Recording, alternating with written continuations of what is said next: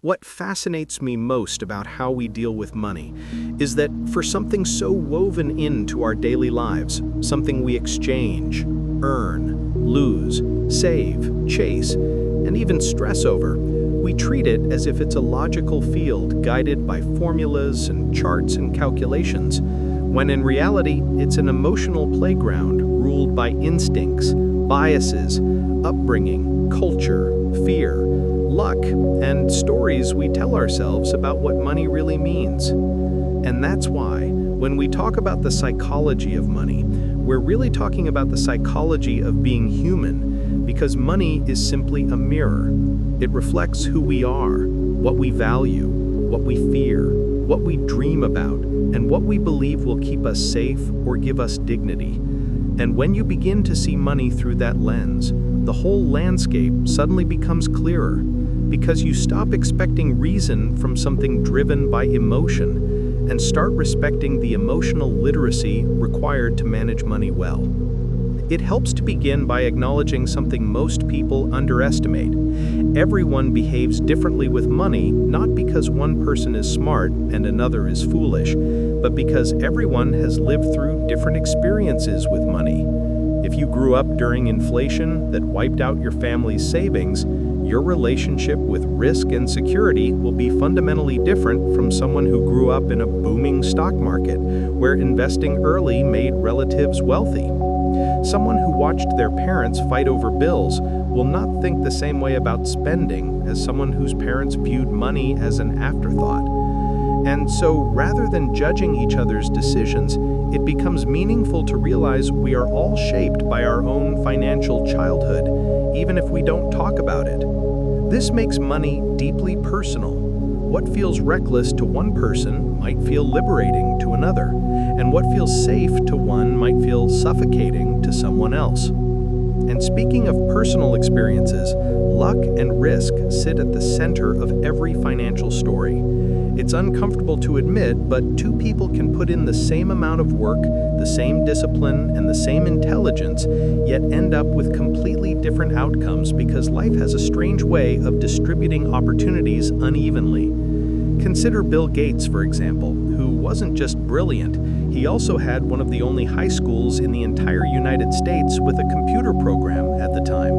Right place, right time. And for every Bill Gates, there was someone equally talented who never had access to that opportunity.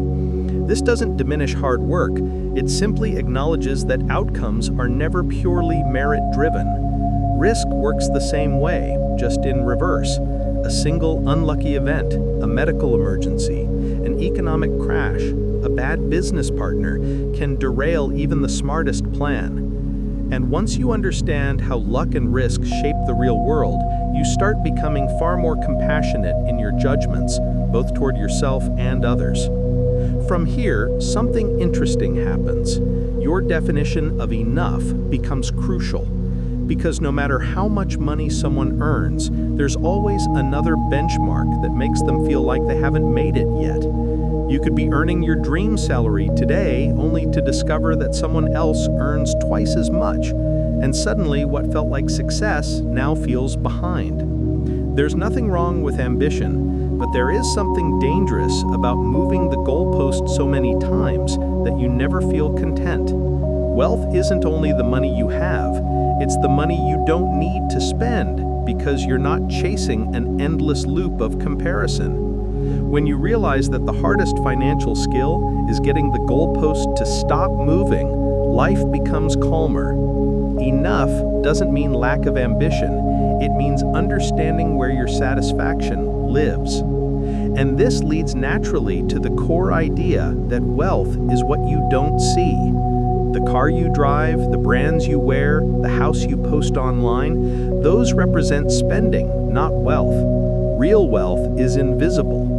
It's the money quietly compounding in an account, the freedom to not take a job you hate, the ability to help someone you care about, the option to walk away from toxic situations. These are not visible on social media, and because they're invisible, most people underestimate their power. But once you realize wealth is more about options than possessions, your perception of success evolves. And this is where compounding comes into the picture, not just as a mathematical force, but almost as a form of magic that rewards patience more than intelligence.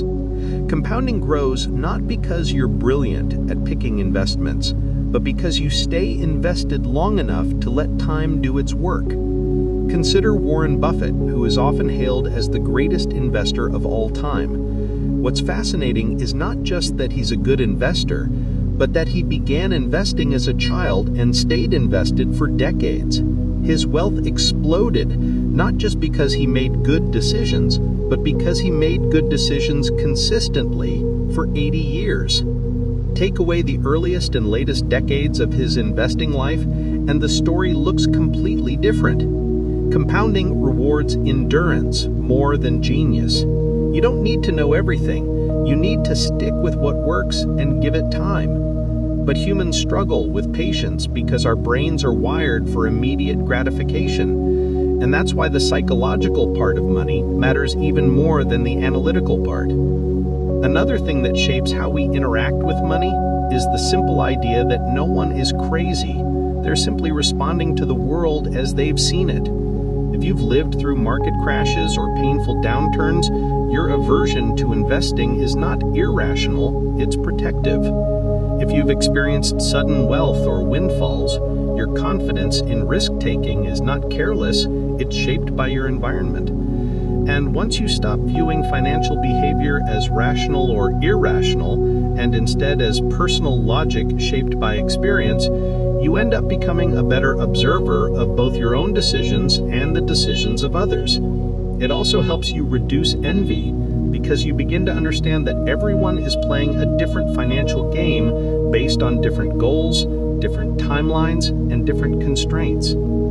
Speaking of games, the biggest financial mistake people make is forgetting that everyone is playing a different game. Traders who buy and sell constantly are playing a different game than long-term investors. A retiree trying to preserve capital is playing a different game than a teenager investing $100 for fun. When you copy someone else's moves without understanding the game they're playing, you invite unnecessary chaos into your life.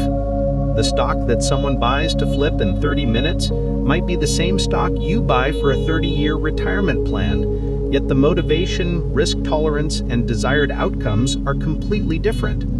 Clarity about the game you're playing helps you avoid reacting to noise and trends that were never meant for you in the first place.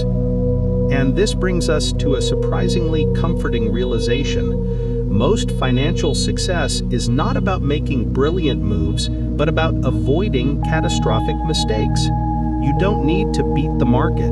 You need to avoid blowing up. You don't need perfect timing. You need resilience.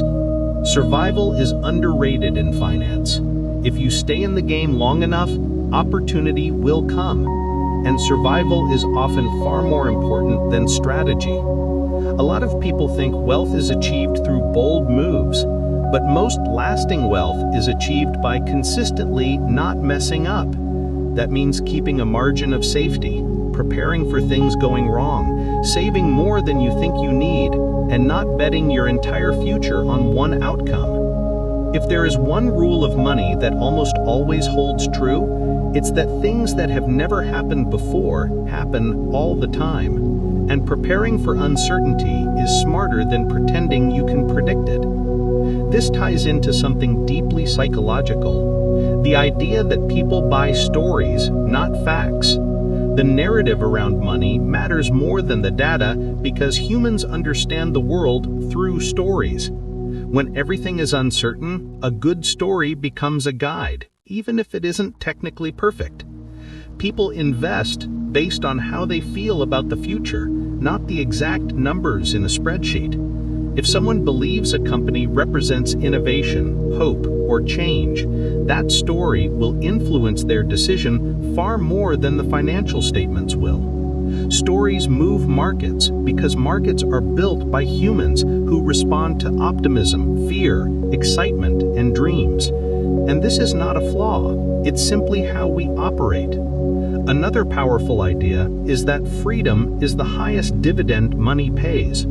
Beyond the comfort of purchases, what most people truly want is autonomy, the ability to control their time, choose what they do, avoid things they dislike, and spend their days with people they enjoy. When you think deeply about why money matters, it almost always comes back to control over time. Even small amounts of savings can buy you fragments of freedom. Freedom to say no, freedom to change your mind, freedom to rest, freedom to explore. This is why savings matter even when you don't have a specific goal in mind. Savings are not only for emergencies, they are a buffer that protects your ability to make choices, and that ability is priceless. When you look at the financial habits of the most stable individuals, you often find that they live slightly below their means, not out of sacrifice, but out of intention.